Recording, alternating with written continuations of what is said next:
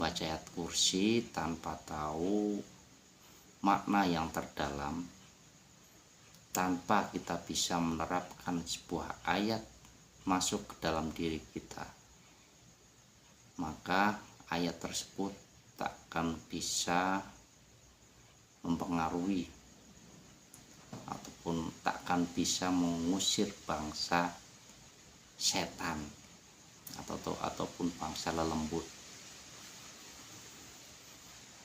Dan karena pengetahuan kita itu minim, kita mengartikan setan itu adalah makhluk gaib yang ketika dia menampakkan diri yang dengan bentuk tidak karuan, itu yang disebut setan ya. Padahal tidak demikian. Yang disebut setan itu adalah satu sifat ya.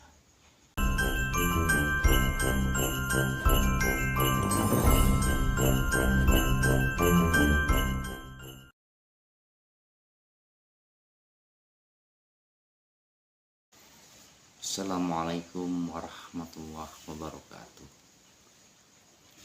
Bismillahirrahmanirrahim. Alhamdulillahirabbil alamin. Wa bihi nasta'inu ala umuri dunya waddin. Wassalatu wassalamu ala asrofil anbiya'i wal mursalin wa ala alihi wa ashabihi ajmain. Amma ba'du. Saudaraku, dimanapun Anda berada, baik yang nampak maupun yang tidak nampak, marilah kita bersama segera menuju Allah di saat jasad ini masih diberi nafas, saat jasad ini masih hidup, yang mana tidak ada kesempatan lagi melainkan detik ini, sekarang ini, di tempat manapun Anda berada, itulah yang namanya kesempatan. Maka dari itu bersegeralah, wa inna ilaihi raji'un, kembali kepada Allah, bukan kembali kepada Tuhan-Tuhan ciptaan kita sendiri, Tuhan-Tuhan ciptaan manusia itu sendiri, yang mana ketika dia mengetahui Allah, Tuhan bernama Allah, akan tetapi dia sendiri tidak tahu siapa Allah, siapa Tuhan yang bernama Allah, sehingga tanpa disadari dia hanya menyembah Tuhan ciptaannya sendiri. Para sedulur dimanapun Anda berada, topik kali ini saya akan membuka ataupun membahas rahasia ayat kursi ya. Yang mana ayat kursi ini adalah bagian surat Al-Baqarah, ayatnya 255. Kita hanya mengetahui bahwa ayat kursi ini ya hanya untuk mengusir bangsa lelembut, bangsa setan ya. Ya kita akui memang dari dulu, dari kecil hingga sekarang, ayat kursi hanya kita ketahui hanya untuk mengusir setan, mengusir bangsa-bangsa makhluk gaib ya. Padahal ketika kita membaca ayat kursi tanpa tahu makna yang terdalam, tanpa kita bisa menerapkan sebuah ayat masuk ke dalam diri kita, maka ayat tersebut tak akan bisa mempengaruhi ataupun tak akan bisa mengusir bangsa setan ataupun bangsa lelembut. Dan karena pengetahuan kita itu minim, kita mengartikan setan itu adalah makhluk gaib yang ketika dia menampakkan diri yang dengan bentuk tidak karuan, itu yang disebut setan ya. Padahal tidak demikian. Yang disebut setan itu adalah satu sifat ya. Satu sifat yang melekat pada diri manusia, yang dimana di situ selalu membawa kepada keangkara murkaan, selalu membawa kepada kesesatan. Itulah yang dinamakan setan. Nah, kan begitu lur ya. Nah, makanya saya buka ayat kursi di sini agar pikiran kita lebih terbuka ya. Sungguhnya apa yang bisa terusir dalam diri kita? Apakah setan yang berupa makhluk gaib ataukah setan secara hakikat ya. Akan tapi tentu karena yang sering saya bahas adalah sisi hakikat, tentu yang akan terusir nanti adalah setan secara hakikat. Nah, gitu lur. Nah, bagaimana ayat kursi ini bisa mengusir setan-setan di dalam diri kita? Di situ dijelaskan dalam ayat kursi, Bismillahirrahmanirrahim. Allahu la ilaha illa huwal hayyul qayyum la ta'khudhuhu sinatun wa la naum lahu ma fis samawati wa ma fil ard man dzalladzi yashfa'u indahu illa bi'idnih ya'lamu ma baina aydihim wa ma khalfahum wa la yuhituna bi syai'in min ilmihi illa bima syaa wasi'a kursiyyuhus samawati wal ard wala ya'uduhu hifdhuhuma wa huwal aliyyul azim. Shadaqallahul azim. Nah, saudara, ketika kita mengetahui esensi ataupun makna dari sebuah ayat tersebut, ini adalah satu pesan yang sangat luar biasa di dalamnya. Yang ketika dirimu mengetahui, dirimu itu sangat tersentuh dan dirimu pasti akan berlinang air mata, karena selama ini apa yang kita jalankan dari kehidupan ini ternyata ini adalah perjalanan ataupun sebuah perilaku yang tidak menuhankan Tuhan bernama Allah, melainkan perilaku yang menuhankan sebuah hawa nafsunya sendiri. Ketika kita mengetahui ayat ini isinya dan kita sudah masuk ke dalam esensi sehingga bisa mengimplementasikannya, pasti diri seorang itu akan tersentuh sehingga semuanya yang mengganggu dirinya dia akan lenyap, dia akan kabur. Tetapi tentu yang lenyap, yang kabur, yang meninggalkannya adalah sebuah paradigma keakuan dirinya, sebuah kebodohan dirinya, sehingga hijrah kepada sesuatu yang lembut, sesuatu yang bijaksana, sesuatu yang bisa menerima yang terlihat baik ataupun yang terlihat kotor, bisa menerima yang jahat ataupun yang soleh. Semuanya bisa diterima, semuanya kita welcome, tidak memilah-milah. Karena dia orang kotor, saya tidak akan bergaul dengan dia. saya akan bergaul dengan orang yang baik, orang yang soleh. Nah, karena diri ini tidak mengetahui bahwa kebaikan ataupun kesolehan, keburukan ataupun kejahatan itu tidak bisa dilihat oleh fisiknya. Akan tetapi perilaku rohaniyahnya ini ketika di dalam dirinya terselimuti sebuah nafsu keakuan, maka ini tidak bisa ataupun ini yang menjadi ukuran seseorang itu baik atau jahat. Nah, begitu lur ya.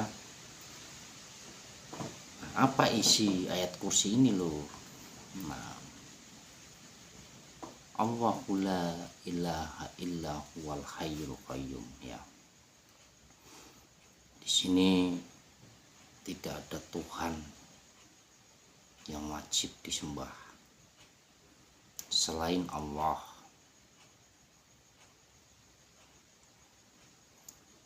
Saya ulangi sekali lagi, tidak ada Tuhan yang wajib disembah kecuali Allah. Dia kekal, dia juga terus menerus mengurus semesta.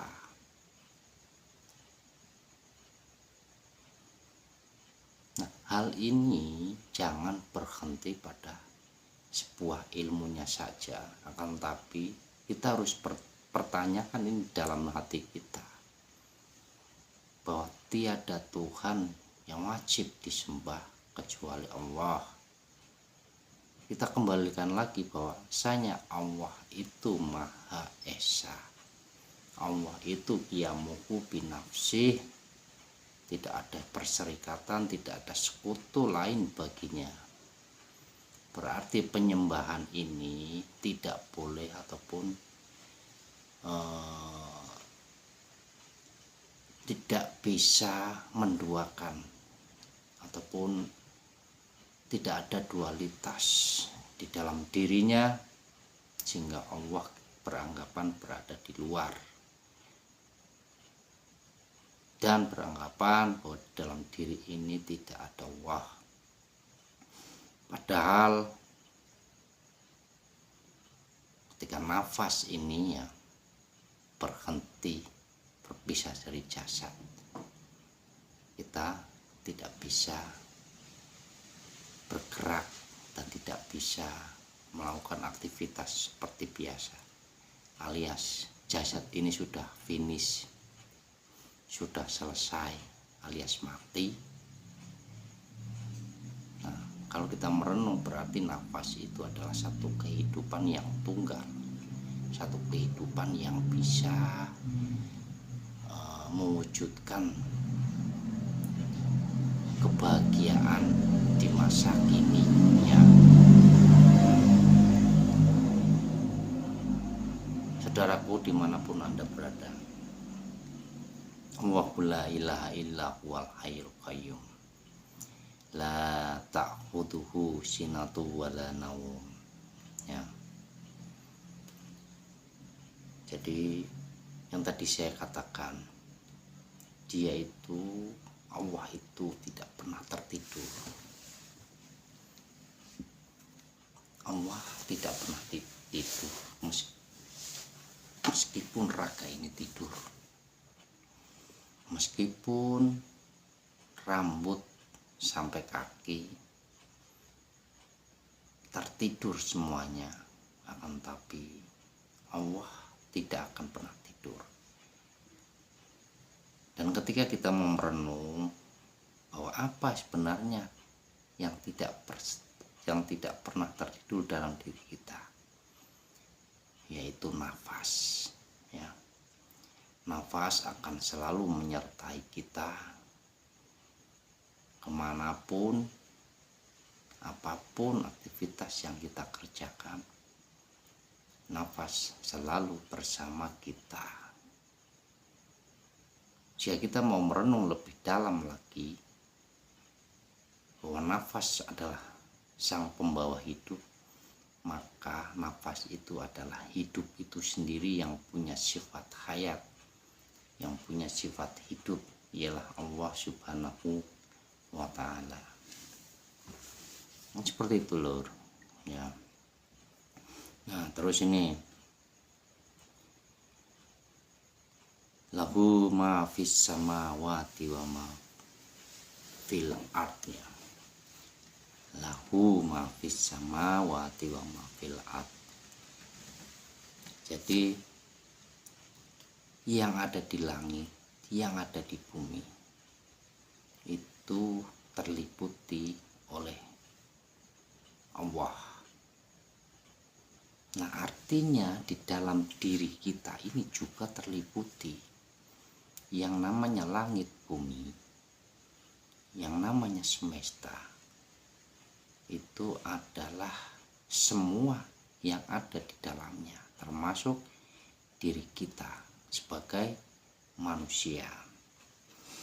Nah maka dari itu dialah yang meliputi apapun yang kita kerjakan, tidak luput dari peran dia, tidak luput dari keinginan dia. Bukan manusianya yang punya keinginan, bukan manusianya yang punya gerak ya, tapi yang meliputi itulah yang punya gerak dan keinginan. Dialah sang tunggal Allah Subhanahu wa ta'ala. Dan seterusnya lahu ma fis samawati wa ma fil ardh. Saya teruskan saja sampai bawah ya. Mangdallati yasfau indahu illa bi'idnih ya'lamu ma baina aydihim wa ma khalfahum wa la yuhituna bi syai'in min ilmihi illa bima syaa wasi'a kursiyyuhus samawati wal ard wala ya'uduhu hifdhuhuma wa huwal aliyyul azim. Nah para sedulur, jadi dia itu memiliki apa yang ada di langit dan apa yang ada di bumi. Nah artinya ketika dia memiliki apa yang ada di langit dan apa yang ada di bumi, berarti makhluk punya apa lur? Kita punya apa lur? Berarti kan kalau semua milik Allah, berarti segala perilaku kita pun bukan milik kita yang melakukan bro, tetapi milik hidupnya Allah yang berperan sendiri, yang menggerakkan dirinya sendiri. Kan begitu lur ya. Ini harus kita renungkan lebih dalam. Jangan cuma berhenti pada satu arti tetapi tidak berlanjut kepada apa yang diceritakannya, sehingga cerita itu bisa masuk ke dalam diri kita ya, sehingga diri kita itu bisa menjadi cerita, bisa masuk ke dalam cerita itu sendiri. Nah ini perlu diperhatikan loh. Dan terus tidak ada yang bisa memberi pertolongan ataupun syafaat kecuali yang dikehendakinya. Yang namanya syafaat pertolongan ini hanya datang dari Allah semata dan tidak datang dari makhluknya. Karena kembali lagi tadi bahwasanya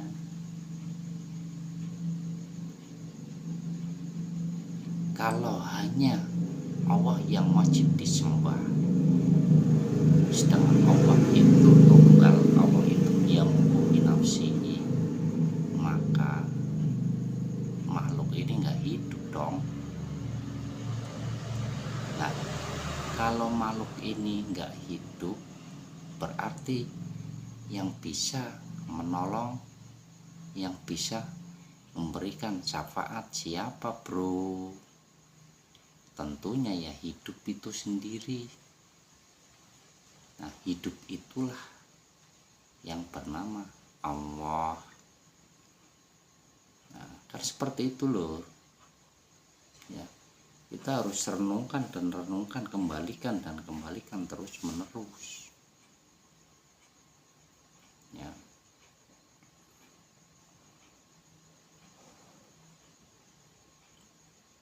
Kenapa diri kita ini merasa dan merasa kaya lah, terlebih merasa alim?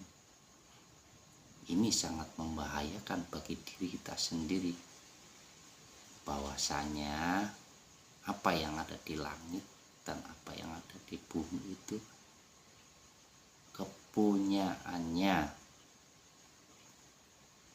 dan hanya Allah yang bisa menolong, Allah yang bisa memberi syafaat kepada siapapun yang dikehendakinya. Artinya perlu kita garis bawahi, pada siapa yang dikehendakinya, berarti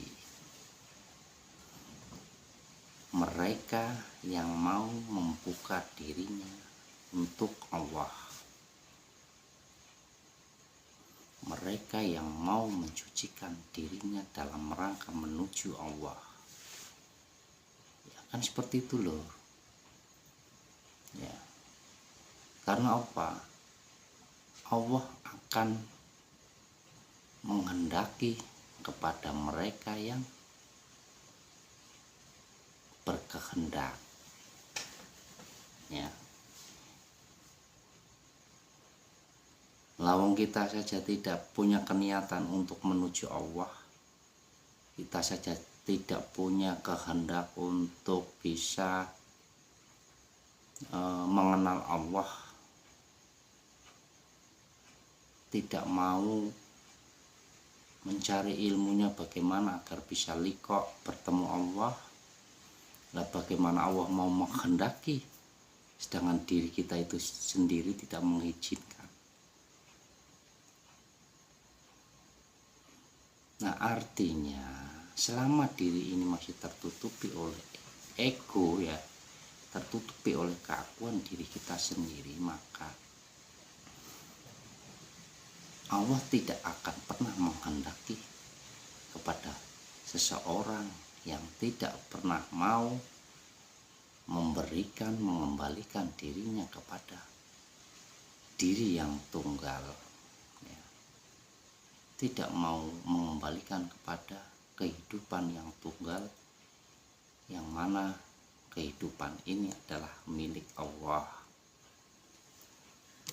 Nah, seperti itu lor. Terus ini lor ya, dia mengetahui apa yang ada di hadapan mereka, baik di depan ataupun di belakangnya. Sesungguhnya kita itu ya sudah mengetahui bahwasanya kita itu sebetulnya sudah benar menuju Allah melalui Shiratal Mustaqim, melalui jalan yang lurus, atau belum ini ya. Nah ini makanya di sini dia mengetahui apa yang di hadapan mereka, di depan atau di belakang.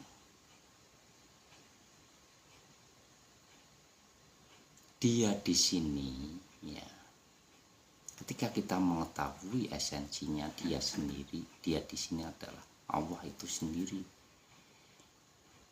Maka dari itu ketika Allah ini tertutupi, ini hanya menjadi sebuah ilmu, sehingga mengetahui yang ada di depan ataupun yang ada di belakang ini artinya kita mengetahui yang di belakang tersesat, yang di depan pun tersesat. Nah, cirinya seperti ini, Lur. Cirinya itu ada di dalam hati kita. Ketika hati ini masih mengalami kegundahan, keraguan akan hari esok, akan masa depan, akan kehidupan akhirat, yang mana hal ini tidak bisa kita rasakan sekarang, tidak bisa kita alami dan buktikan sekarang ini, detik ini, ya, maka kita akan tahu bahwasanya yang di depan itu adalah kesesatan sebetulnya.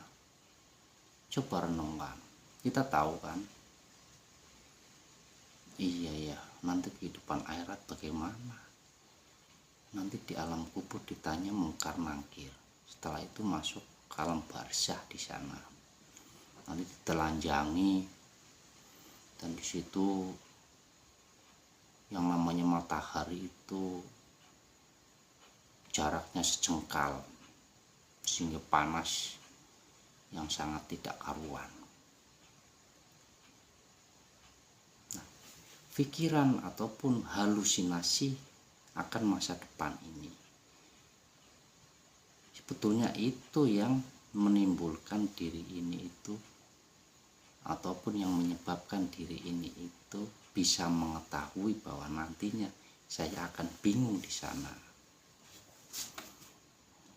Ya, paham sampai sini loh. Jadi Allah sudah tahu dia akan tersesat, dan dirinya pun dia sudah tahu bahwa dia akan tersesat, karena cirinya dia masih mengalami kegundahan hati. Karena di belakang tadi juga dalam kehidupannya penuh dengan kebohongan.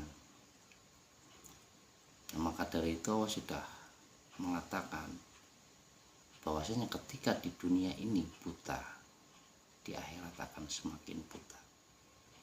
Di belakang buta, di depan pun pasti akan buta. Nah, seperti itu Lur ya. Nah, seterusnya ini menarik sebenarnya Lur, kalau kita merenungkan, dan renungan sangat menarik dan sangat menyentuh hati kita. Ini yang tersentuh ya. Ini yang berlaku bagi seorang yang sudah mau membuka dirinya. Kalau dia tidak mau membuka dirinya, ya tidak akan pernah tersentuh, dan hanya menghafal dan menghafal saja. Ya, terus terang saja, saya soal hafalan saya tidak sepintar kalian. Saya tidak hafal Quran, tidak. Tapi kalau diminta membaca, saya bisa membaca walaupun tidak sefasih orang Arab. Ya. Nah, ketika Quran ini hanya berhenti di hafalannya saja, dan Quran ini, cerita dalam Al-Quran ini, kita sendiri tidak menjadi pelaku apa yang diceritakan di dalam Al-Quran, maka kita tidak bisa tertolong.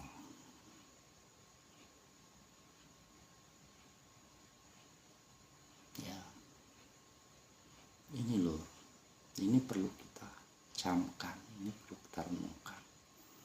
Mohon maaf ini saya sampaikan.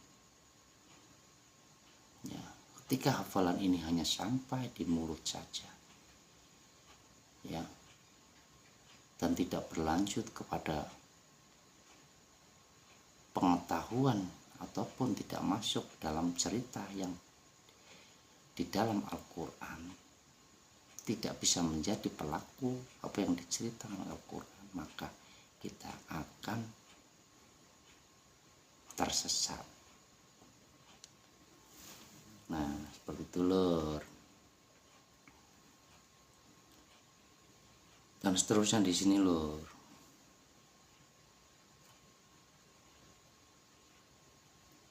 Mereka tidak mengetahui sesuatu apapun dari ilmunya meliputi langit dan bumi. Ya. Mereka tidak mengetahui sesuatu apapun dari ilmunya kecuali apa yang dia kehendaki. Ini tadi sudah masuk ya lor situ ya.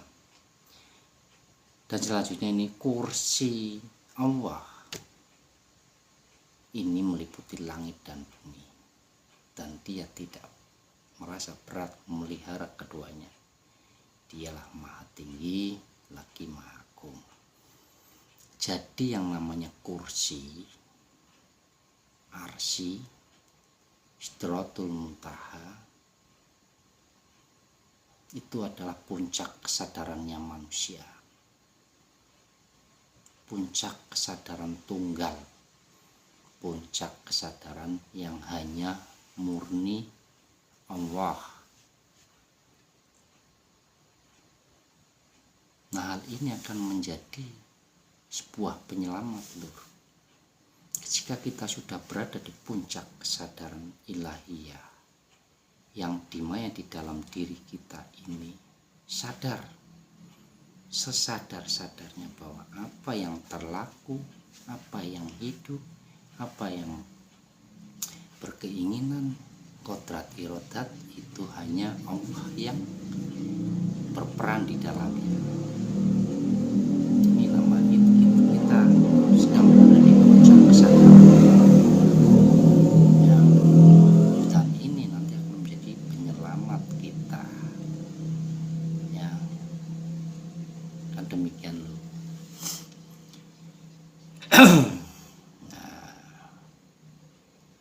Jadi seperti itu aja loh. Segera masuk ke dalam apa yang diceritakan Al-Quran. Segera menjadi pelaku apa yang diceritakan Al-Quran. Al-Quran menceritakan Nabi Musa, ya kita harus bisa menjadi Musa. Al-Quran menceritakan Ashabul Kahfi di situ, kita harus bisa menjadi Ashabul Kahfi di situ. Al-Quran menceritakan Nabi Muhammad SAW, ya kita harus bisa menjadi Muhammad di situ, menjadi pelakunya di situ.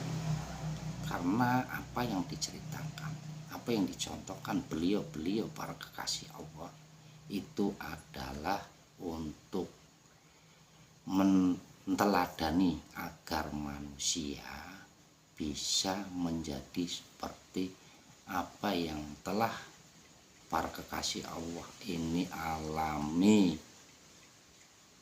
sehingga Quran ini tidak berhenti menjadi cerita dan cerita saja, tidak hanya berhenti pada bacaannya saja, yang mana kita hanya mengandalkan sebuah tendensi pahala surga terus, tanpa kita tahu pemilik surganya itu siapa. Nah, surganya siapa lur, kayak gitu, pemiliknya saja kita nggak kenal. Nah, segitu aja lur ya.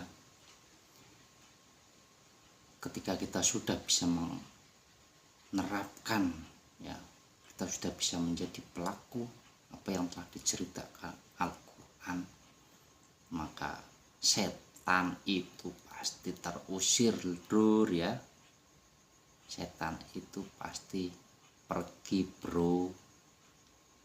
Nah, berarti setan ini adalah sebuah keakuan diri yang merasa hidup, dan ini harus bisa dinafikan sehingga bisa mengisbatkan Allah Subhanahu wa ta'ala. Demikian ya bro ya.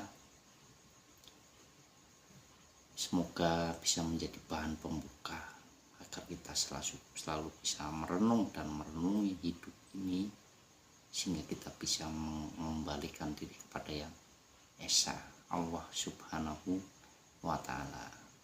Terima kasih dan mohon maaf. Wassalamualaikum warahmatullahi wabarakatuh.